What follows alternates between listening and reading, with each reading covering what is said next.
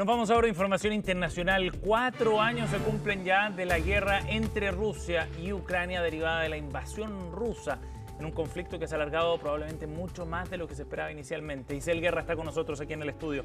¿Cómo estás, Isel? ¿Cómo estás, Buenos días. Tú has dado en el clavo de guerra relámpago de lo que se habló en su momento, ¿no? En ese 24 de febrero del 2022. Poco queda, han sido 50 meses de agotadores combates los que se han visto durante todo este periodo cuando se cumplen precisamente 4 años de esa invasión. Sí, y por eso también los homenajes que se llevaban a cabo durante esta jornada con Zelensky, allí la primera dama ucraniana y con algunos líderes europeos que estaban reunidos durante esta jornada. ¿En Ucrania?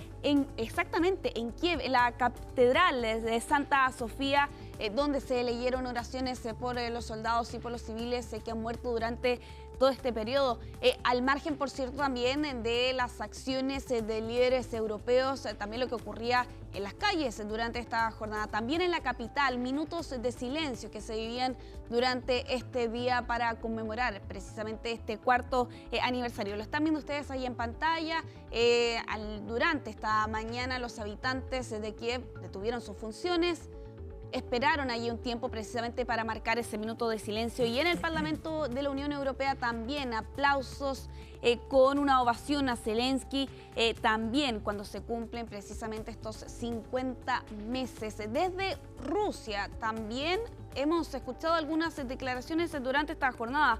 El Kremlin señalaba que los objetivos de lo que ellos califican, recordemos, no hablan de guerra, hablan de una operación militar especial, no se han alcanzado. ¿Y qué se entiende, Seba? Evidentemente, en medio de las negociaciones, que este conflicto, al menos hasta ahora, no tiene una fecha de término. Claro, parece muy lejos todavía. Ha habido esfuerzos y negociaciones, pero el proceso de conversaciones se ha dilatado mucho más y ha cambiado mucho el escenario también en estos 4 años a nivel internacional, ¿no? Ya no está el liderazgo de Joe Biden, sino el de Donald Trump, que es muy distinto. La relación entre Estados Unidos y Europa ha cambiado, la relación entre Estados Unidos y Rusia también, y con Ucrania, ni qué decir. Por lo tanto, el escenario es muy diferente. Sí, exactamente. Si bien en este último tiempo hemos escuchado estas negociaciones en Abu Dhabi, por ejemplo, donde se conseguía la liberación de prisioneros de guerra, y recientemente lo vimos en Ginebra, Suiza, también con estas negociaciones a 3 bandas, con representantes de Rusia, de Ucrania y de Estados Unidos sentados a negociar. Claro, Europa ha estado al margen de esos esfuerzos diplomáticos que se han visto durante estos últimos meses, pese a que también se juega el futuro de Europa con lo que se pueda eventualmente decidir en una negociación de esas características. Lo cierto también es que está previsto que esta semana, particularmente en el próximo día jueves, se lleven a cabo nuevas negociaciones y nuevos diálogos, pero claro, si bien se han logrado algunos avances en cuestiones militares, se va como mecanismos de alto al fuego y cómo eventualmente se va a hacer ese seguimiento, la cesión de territorios, ¿qué va a ocurrir precisamente con ese 20% del territorio ucraniano? Sigue siendo el gran escollo hasta este momento. Lo que se entiende, según se ha podido conocer en estos últimos días, es que ese tema sería eventualmente abordado en última instancia por los líderes de estos dos países.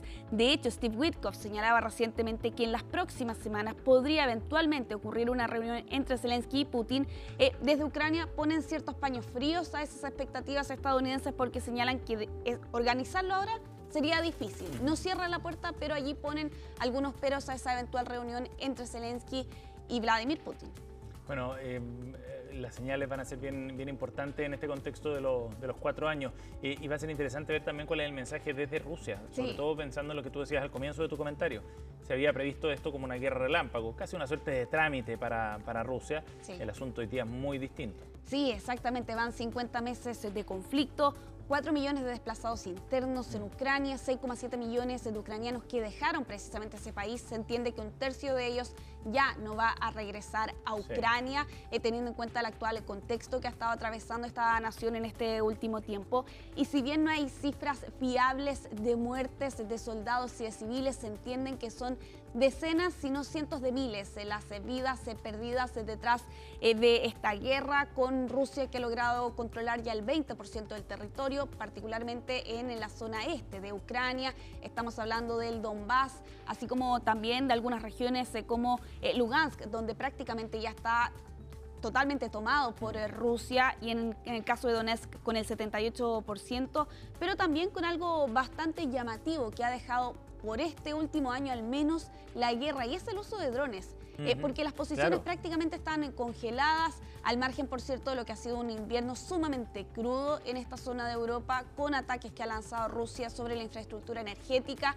Lo veíamos hace algunas semanas atrás, temperaturas bajo cero y con los ucranianos sin la posibilidad de calefaccionarse. Bueno, precisamente esos ataques se llevan a cabo con drones y claro, con Ucrania, que ha tenido una dificultad tremenda para poder acceder a las municiones, porque se entiende que actualmente el acceso que tiene Ucrania a estas municiones es a través de los aliados de Estados Unidos. Lo veíamos como en los primeros meses la postura de Estados Unidos cambiaba respecto de lo que había sido la administración de Joe Biden. Y con esa reunión, sin ir más lejos, sumamente tensa que se vivió el año pasado entre Donald Trump y Zelensky, donde marcaba el punto también de lo que iba a ser esa relación entre Estados Unidos y Ucrania. Y claro, el factor Trump, ¿no?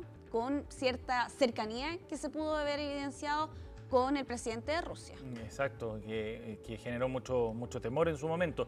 Y a propósito de eso, solo para cerrar, Isel, hoy día en el diario El País, el jefe de la ONU en Ucrania, Matías Schmale, diplomático alemán de larga experiencia, decía que, claro, los ucranianos estaban cansados, pero no estaban dispuestos a que esto terminara a cualquier precio. Exactamente. Digamos, ¿no? O sea, no están dispuestos a que la negociación derive, por ejemplo, en una cesión completa de territorio o algo por el estilo. Y eso revela también la capacidad que tienen los propios ucranianos de respaldar a su presidente por ahora, para que esto no termine de cualquier forma, al menos no perjudicando notoriamente más allá de lo que ya ha ocurrido a Ucrania. Sí, exactamente. Y con Zelensky, que también se ha enfrentado también a cuestionamientos no internos necesariamente, sino que del propio presidente de Estados Unidos respecto de su mandato, que en rigor debía haber terminado en mayo del 2024, pero debido precisamente a la situación de la guerra, ese periodo se ha extendido. Una encrucijada en la que está Ucrania por este tiempo, sin ir más lejos, con un desgaste militar, social, pero también con la fortaleza, señalan los propios ucranianos, de que no están dispuestos a ceder su territorio pese a la presión que ejercen no solo Rusia, sino que también Estados Unidos para que se alcance un acuerdo y una paz. Recordemos que Trump llegaba a la presidencia prometiendo poner fin a este conflicto en 24 horas. Bueno, precisamente hablando del presidente de Estados Unidos, vamos a avanzar en esta revisión internacional ya para ir cerrando con lo que se espera para esta noche. El discurso del Estado de la Unión es una tradición anual en Estados Unidos donde el presidente en curso hace una suerte de balance, ¿no?, de lo que ha sido su mandato, donde se dan cuenta también de las prioridades que tiene la administración para los próximos 12 meses. Y esta noche, hoy a las 9 hora local, 23 horas de la noche, hora nuestra, Donald Trump se va a presentar ante la Cámara de Representantes y el Senado. Y ojo también con, se entiende, los 9 magistrados de la Corte Suprema que la semana pasada desestimaban, por cierto, su plan de aranceles que ha estado llevando a cabo durante este último año. Allí va a estar acompañado, por cierto, del vicepresidente J.D. Vance, también del speaker republicano Mike Johnson, en lo que ya se advierte, Seba, va a ser un discurso largo. Lo ha señalado así el propio presidente de Estados Unidos. Se habla incluso de que va a ser el más largo de la historia. Si se están preguntando cuánto duró el del año pasado, 1 hora con 39 minutos, se advierte que lo que vamos a escuchar durante esta noche va a ser incluso